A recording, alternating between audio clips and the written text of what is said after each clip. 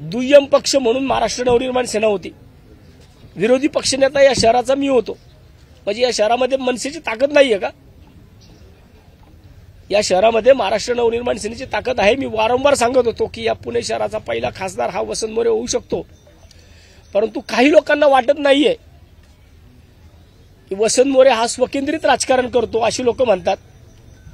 आजपर्यंत हा आरोप माझ्यावरती फक्त लावताना पक्षाच्या कोर कमिटीच्या नेत्यांनी लावलेला आहे. महाराष्ट्र सैनिकांनी, एकाही महाराष्ट्र सैनिकांनी माझ्या विरोधामध्ये, मला आत्ता सुद्धा अनेक महाराष्ट्र सैनिक थांबवत होते. मी माझं गाऱ्हाणं मांडायला गेलो तर तिथं लोकांना खोटं वाटतं.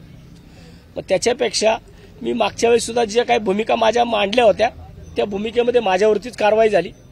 आणि आता सुद्धा जर माझ्यावरतीच कारवाई होणार असेल तर मला वाटतं कुठल्याही पदावरती न राहिलेलं बरं. एबीपी माझा, उघडा डोळे बघा नीट.